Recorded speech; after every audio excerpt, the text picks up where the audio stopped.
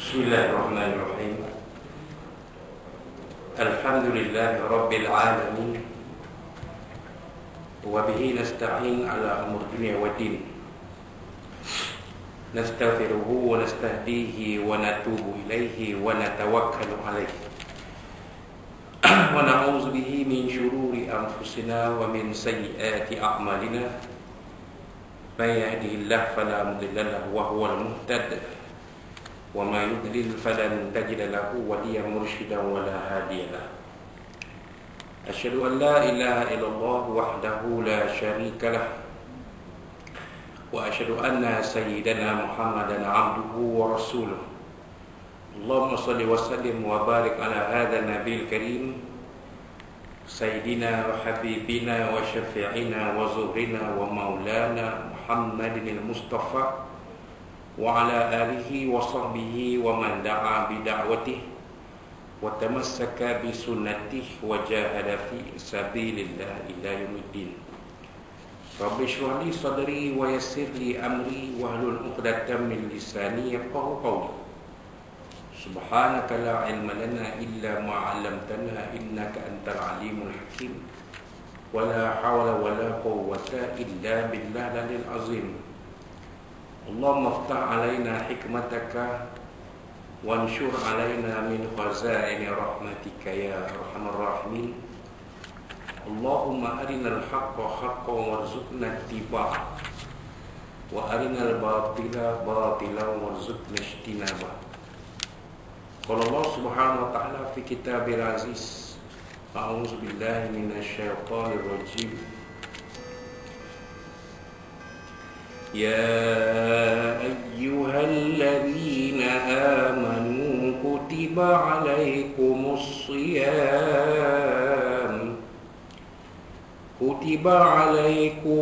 shiyam kama kutiba 'alal ladzina min qablikum la'allakum tattaqun.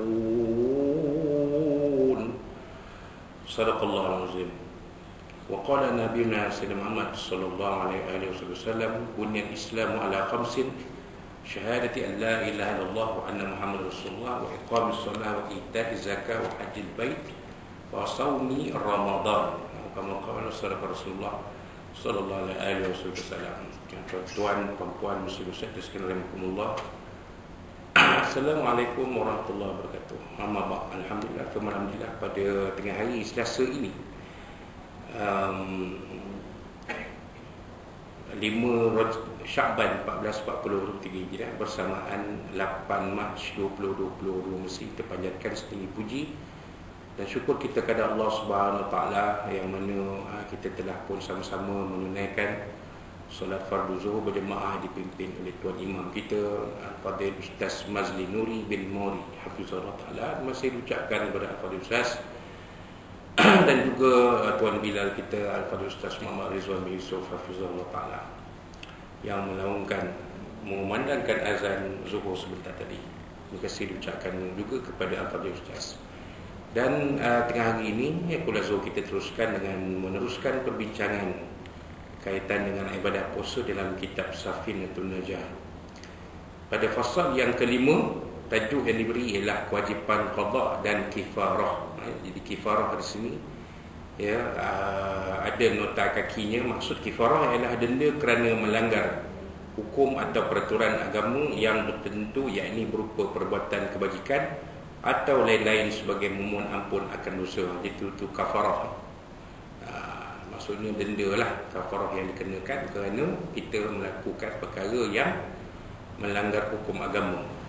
Apakah maksud kafarah dalam konteks puasa ni? Diterangkan di sini. Faslun wa yajibu ma'al qada'i lis-shaumil kafaratul uzma. Dan wajib berserta dengan qada bagi puasa kafaratul uzma, kafarah yang besar, wa ta'ziru, dan ta'zir. Maknanya di samping kafarah itu ada ta'zir. Hukum ta'zir ini ialah hukum disebut sini hukuman yang dijatuhkan atas dasar kebijaksanaan hakim kerana tidak terdapat dalam Al-Quran dan hadis, bertujuan untuk pengajaran. Jadi Hukum jenayah Islam ni ada 3. Pertamanya qisas, hukum bunuh balas.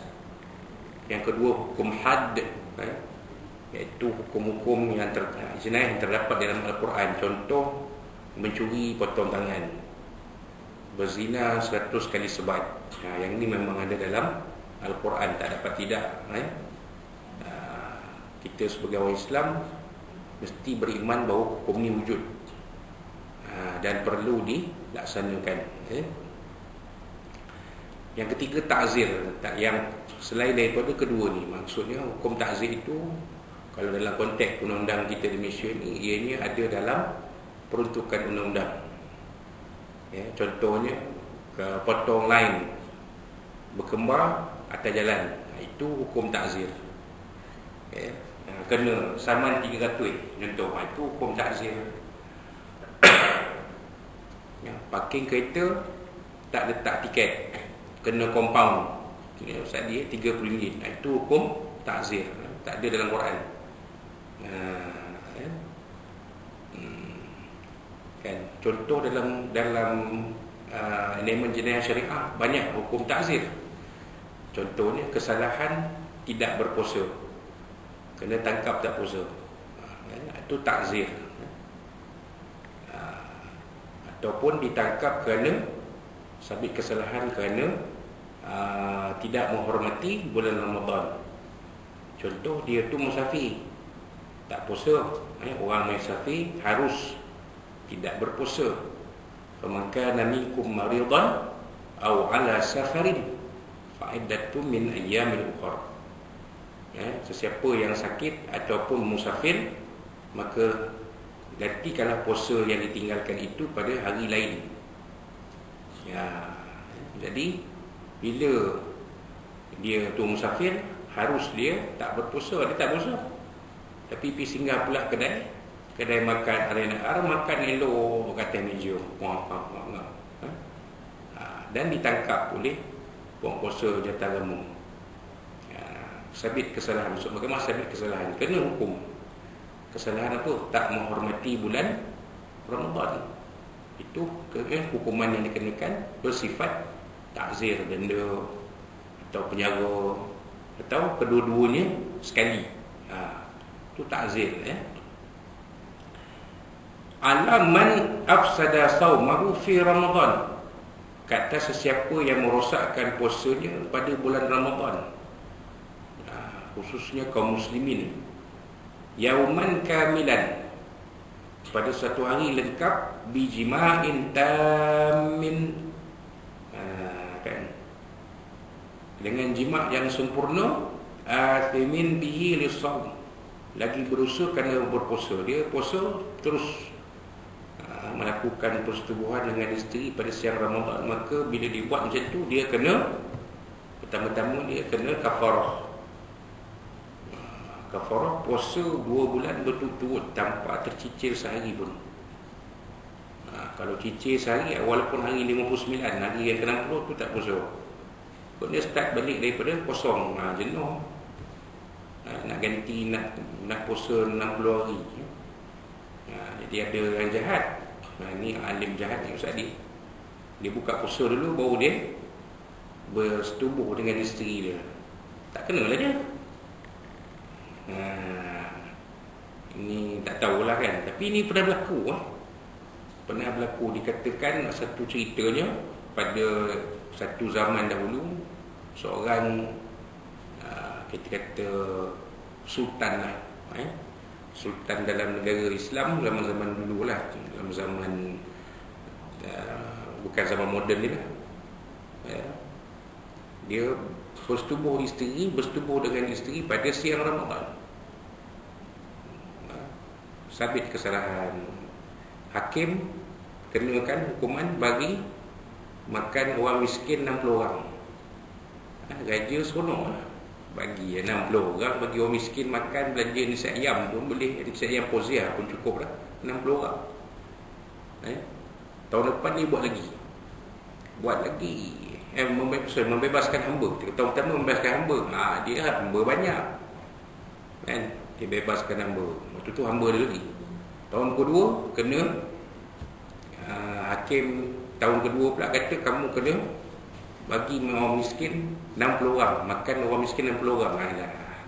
Macam tadi dah kita sebut kan, nak nasihat ayam Fauziah pun orang miskin terima. Tak percaya tuan-tuan pergi dekat tengah-tengah pekan baru, ya, lepas pukul 10, tuan-tuan akan jumpa ramai orang tak berumah, orang gelandangan duduk tepi dekat kawasan-kawasan berhampiran The Store, KFC. Nah, tu ramai orang gelandangan duduk situ tepi-tepi tu. Orang yang tak, dia orang bekerja sebenarnya tapi tak ada rumah. Duduk tepi, tidur kat tepi, mandi kat masjid pagi. Masjid India. Kan? Orang jalan mandi waktu pergi kerja kan. Malam tidur situ. Bagi makan dia orang. Walaupun diberi nasi ayam Fauziah, ambil. Okey. Dia orang tak komplain, tak ada pun tanya kedekun. KFC ada tepi tu, belanjalah KFC. Ini bagi makan nasi ayam Fauziah. Tak ada, dia orang tak. Tak bersungut, tak komplain pun terima. Makan free kan. Radio pun seronok lah 60. Tahun depan boleh buat lagi. Buat kali ketiga, hakim yang baru ni dia cerdik. Dia kata macam mana nak hentikan perbuatan jelek raja ni. Sebab kalau rakyat tahu, lama-lama rakyat akan hilang hormat pada raja ataupun pada sultan. Jadi kenakan hukuman 2 bulan puasa berturut-turut. Tuanku terus pergi ke sini. Saya jatuh hukuman, tuanku kena buat benda ni. Tuanku tak perlu bebas hamba, tuanku tak perlu bagi makan 60 orang miskin, tuanku kena puasa 2 bulan berturut-turut. Tahun depan tak, sultan tak buat pasal serik. Hukuman pertama dan kedua tidak mengajar, tidak mendidik sultan ini untuk membetulkan kesalahan dia. Hukuman ketiga baru jadi. Sebab tu dia namakan kafarah tadi. Kan? Apa tujuan kafarah tu Allah Ta'ala jatuhkan? Untuk mendidik. Mendidik kita supaya jangan buat lagi benda yang sama. Kan? Allah Ta'ala dah bagi malam. Kan? Allah Ta'ala dah bagi waktu malam. Apa yang kita boleh buat pada waktu malam yang dilarang buat pada waktu siang. Apa Allah Ta'ala sebut dalam Quran? Ada sini.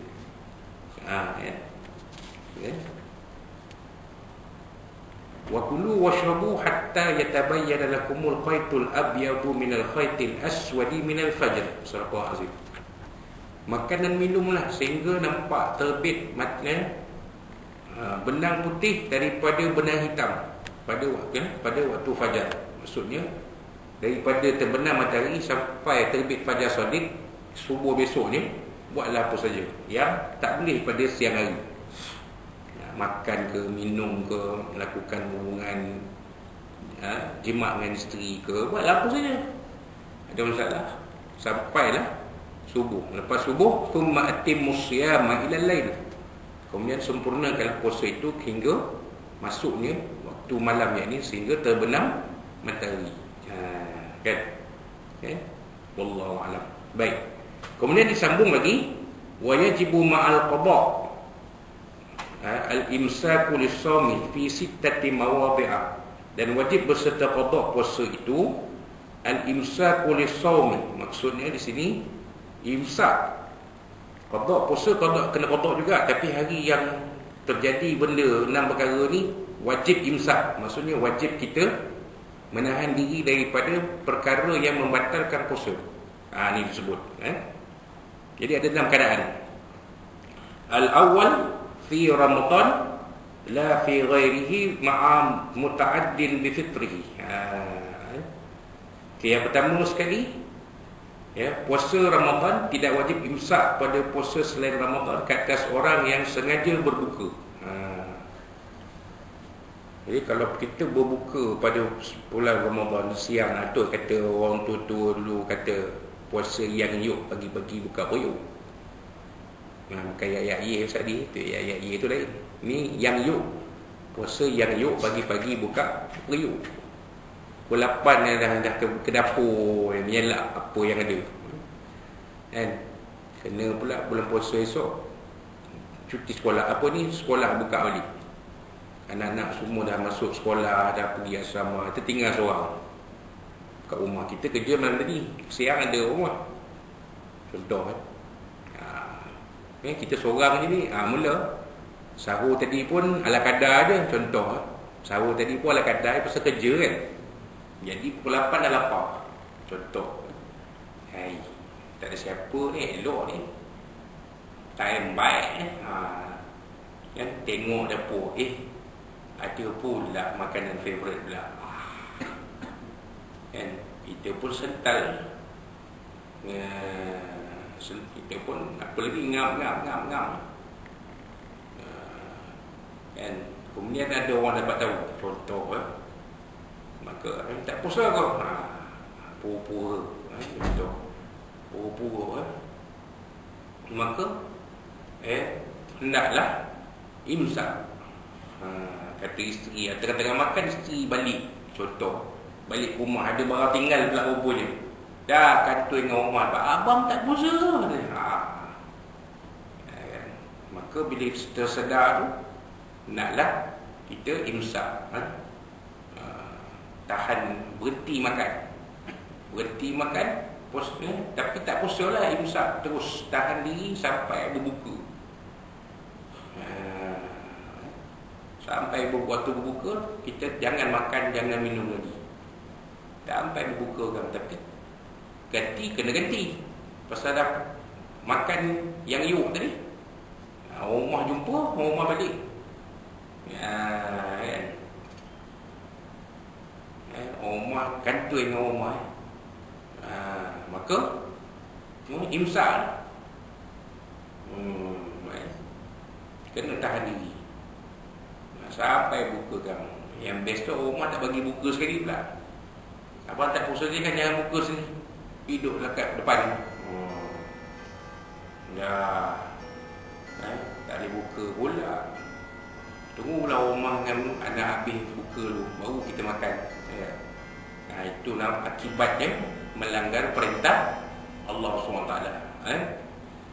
Jadi kena ganti.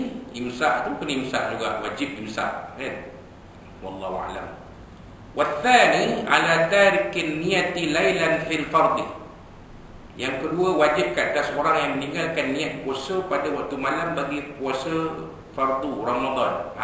Ni dia.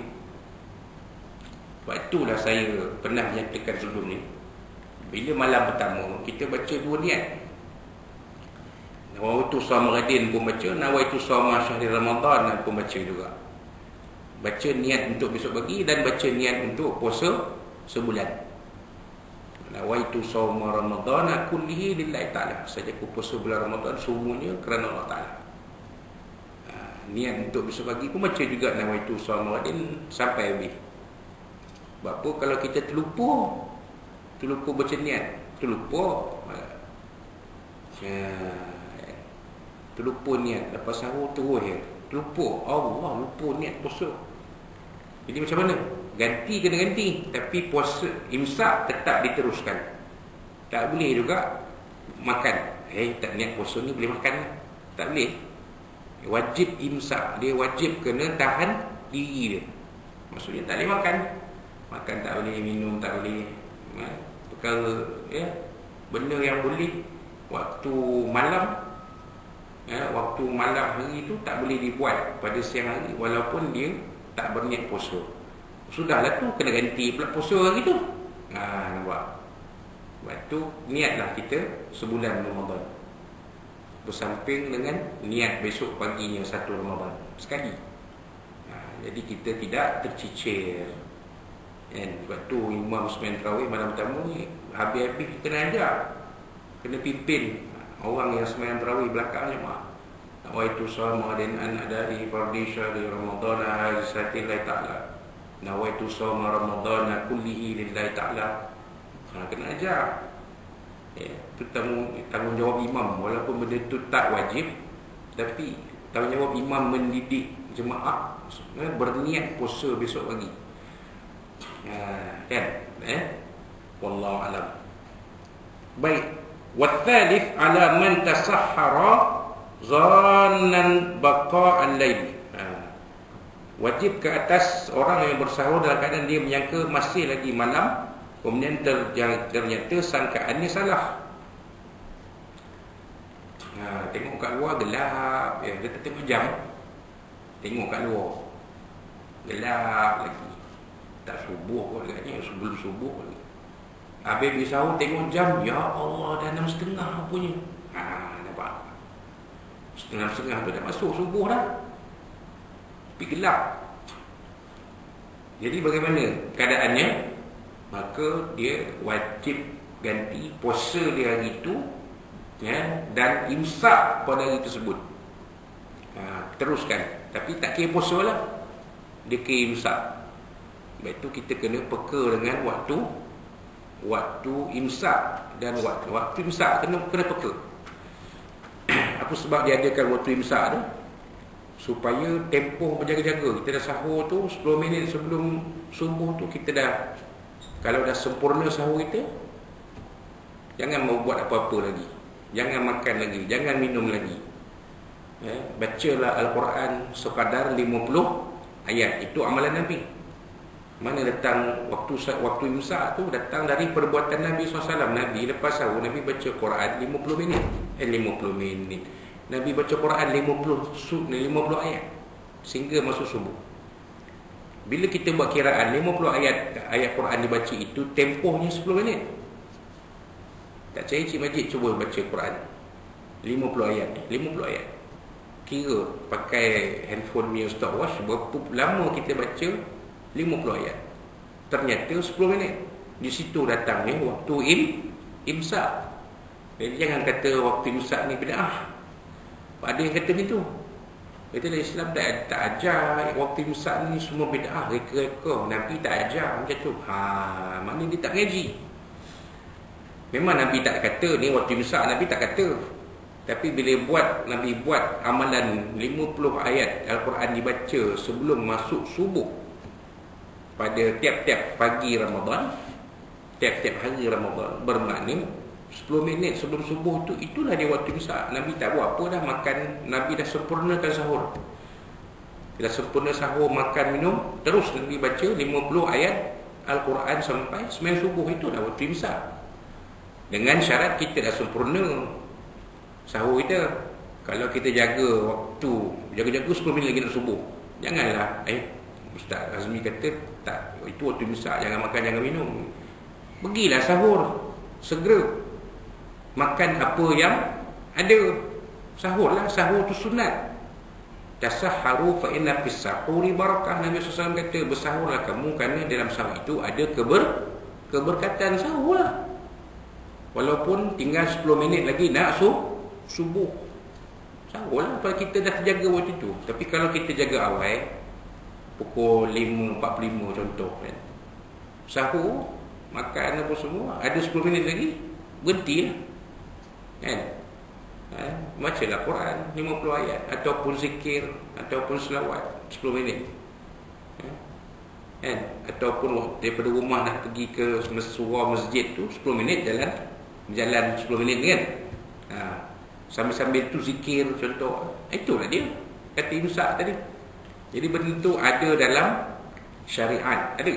Jangan kata waktu imsak tu tak ada dalam syariat, tak ada dalam hukum syarak, dalam peraturan syarak. Ini semua reka bid'ah. Jangan dengar. Maknanya dia tu tak ngaji lah tu, tak cukup mengaji ke, ataupun mungkin pemahaman dia dangkal tentang maqasid syariah. Itu dia terpulang lah kan. Ni wallahu alam. Baik, itu yang ketiga tadi. Maknanya kalau dia sahur dengan sangkaan subuh belum masuk, tiba-tiba dah habis sahur tengok, ya Allah, subuh dah masuk dah, maka dia kena ganti puasa hari itu. Dia tak ada puasa hari itu, tapi wajib dia imsak pada hari itu. Maknanya imsak dia hari itu tak dikira sebagai puasa. Tak kira. Tak kira. Wallahu a'lam. Kemudian ini yang keempat. Yang keempat ni pernah jadi beberapa tahun kebelakangan ni. Isu azan radio lebih awal. Kan? Apa dia tuan-tuan? Fabana khilafuhu. Warabi' ala man aftara zannan al-ghuruba. Fabana khilafuhu aidan. Apa dia tuan yang keempat? Kepada sesiapa yang berpuasa dengan yang berbuka dengan sangkaan waktu maghrib telah masuk. Sedangkan keadaannya berbeza. Maghrib tak masuk lagi. Dia dah buka dah. Dengan sangkaan maghrib dah masuk sebab dia dengar azan. Contoh ada berlaku azan satu stesen radio memutarkan azan lebih awal dari waktunya. Cek memang awal, seminit ke 2 minit ke macam tu. Jadi nanya siapa-siapa yang berbuka berpandu azan stesen radio tu, hari dia berbuka awal tu dia tak puasa. Mana dia kena ganti puasa dia. Sebab dia menyangka waktu maghrib dah masuk. Lepas tu kita cek waktu berbuka pukul berapa, jam pukul berapa. Walaupun azan berkumandang pun jangan percaya. Azan radio lah terutamanya, sebab azan radio tu azan yang bukan mu'tamad. Azan mu'tamad ialah azan yang diperdengarkan oleh Tuan Bilal di masjid ataupun di surau. Itu azan mu'tamad. Azan radio bukan azan mu'tamad. Lagi-lagi kalau waktu azan dikumandangkan itu tak sama dengan waktu kita. Contohnya radio, TV radio memang dia ikut waktu Kuala Lumpur. Kita di sini pun lambat 2 atau 3 minit. Jadi kita tak boleh ikut. Melainkan azan Perak FM itu boleh ikut sebab memang waktu dia ikut.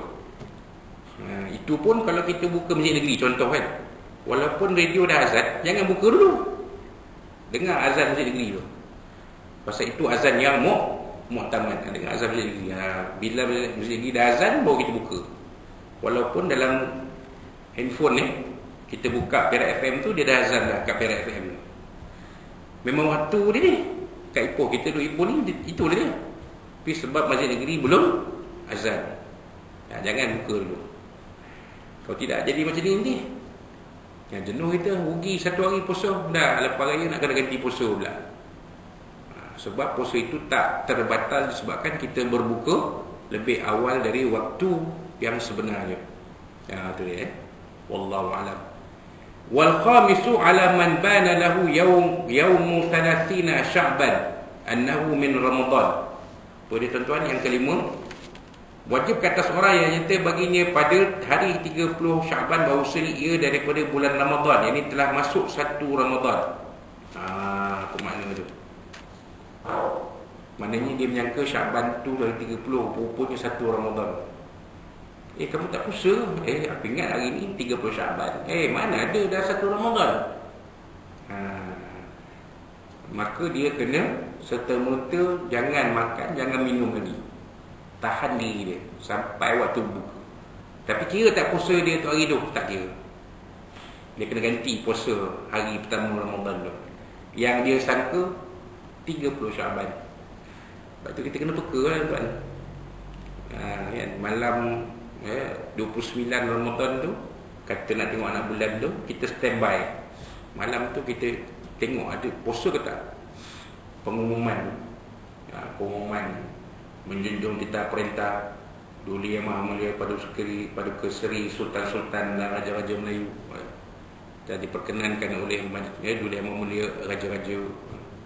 Dengan ini diisytiharkan 1 Ramadan jatuh pada hari sekian-sekian ni lah.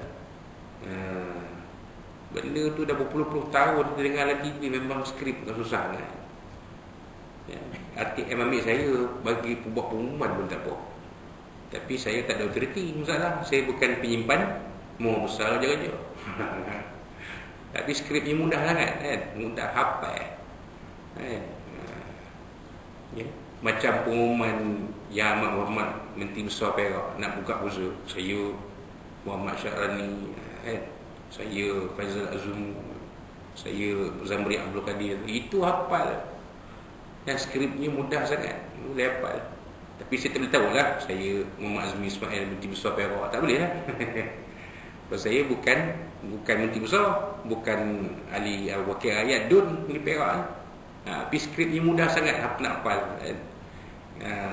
Jadi macam tadilah pengumuman tu, kita jangan tinggal pengumuman tu. Jangan tinggal pengumuman tu, tengok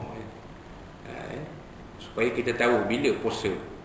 Walaupun dijangkakan tahun ni puasa 1 Ramadan jatuh pada 3 April. Sebab dalam kalender dia macam tu. Dalam kalender memang 1 Ramadan 1443 Hijrah tahun ni jatuh pada 3 April 2022 dalam kalender. Tapi tetap akan diadakan majlis cerapan anak bulan Ramadan. Tunggulah lepas maghrib terang apa yang diumumkan, itulah dia. Puasa lah kita besok ke lusa ke. Kalau besok tu mana malam tu dah tarawih lah. Kalau lusa besok malam baru tarawih kan. Cukup kan 30 Syaban. Hari 30 Syaban hari haram berpuasa. Hari Syak namanya. Haram berpuasa. Melainkan mereka yang berpuasa dari 1 Syaban. Tu boleh sambung terus. Macam orang tutu kita dulu dia puasa Rajab sebulan, Syaban sebulan, Ramadan sebulan, 3 bulan puasa bertutur. Orang tutu kita dulu orang tutu kita dulu yang tak semewah kita hari ni makan pun mana nak jumpa ayam masa raya lah, ayam daging raya lah jumpa. Kalau tak ikannya hari makan zaman tu. Mereka boleh puasa pun 3 bulan. Rajab sebulan, Ramadan, Syaban sebulan, Ramadan sebulan, 3 bulan. Kita yang makan mewah ni harap Ramadan lah. Itu pun ada yang cari plastik hitam drive thru. Pukul 9 dia dah beratur kat Jalan Kelsum. Tengok, tak percaya tengok ni. Tu nampak kita ni lemah. Kita hari-hari generasi hari ni sangat lemah kalau dibandingkan dengan orang-orang yang terdahulu. Itu dia nombor kelima tadi. Kemudian wasadisu ala man sabaqahu ma'ul mubalaghah min maqmanatin wastinsyaqin. Boleh tuan-tuan? Wajib atas orang yang tertelan air kerana berlebihan ketika berkumur-kumur dan memasukkan air ke dalam hidung. Kalau dia waktu berkumur-kumur nak berwuduk tu, dia pun tertelan air pula, air paip. Maka batal lah puasa dia. Walaupun batal puasa dia, dia wajib imsak. Meneruskan perbuatan menahan diri tu. Qada tetap kena qada juga. Baik itu kita mencadarkan ketika bulan puasa, tinggalkanlah sunat berkumur-kumur dan memasukkan air ke hidung. Sebab takut air masuk ke dalam rongga terbuka. Nak berkumur sebelum subuh tu, waktu sahur tu, tak berkumur lah. Berkumur ke usuk gigi ke kan, berkumur pakai air stream ke, itulah waktu ni.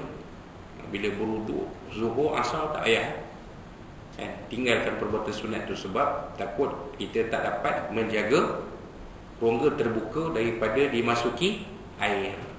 Kalau tak jadi macam ni, habis batal puasa kita, tapi tak boleh nak makan, nak minum, tak boleh. Wajib imsak. Udahlah tu, yang puasa kita terbatal tadi kena ganti. Wajib imsak dan qada. Itu dia. Pada situasi yang ke-6 ni. Jadi ada 6 situasi di mana di samping kita wajib imsak, wajib qada puasa, wajib juga imsak hari yang tak jadi puasa tu. Kalau kita terangkan tadi 6 situasi yang sebegitu, wajib imsak dan wajib qada puasa. Jadi insya-Allah pada kuliah kita akan datang kita akan sambung pada fasal yang berikutnya, iaitu perkara yang membatalkan puasa. Insya-Allah Allah Taala kita akan bincangkan perkara fasal ini pada kuliah kita yang akan datang insya-Allah. Jadi itulah dia sedikit apa yang kita mampu kongsikan pada tengah hari ini. Mudah-mudahan ada manfaatnya untuk kita bersama melalui ibadah puasa pada bulan Ramadan akan datang. Mudah-mudahan puasa kita diterima oleh Allah Subhanahu wa taala insya-Allah. Itulah dia, dan yang apa-apa yang kurang saya mohon maaf dari Allah Subhanahu wa taala, dari Nabi sallallahu alaihi wasallam, dan dari tuan-tuan dan puan-puan sekalian. Wallahu a'lam bishawab. Aku la qala zata fa'zimi wa lakum. Wabillahi taufiq. Wassalamualaikum warahmatullahi wabarakatuh.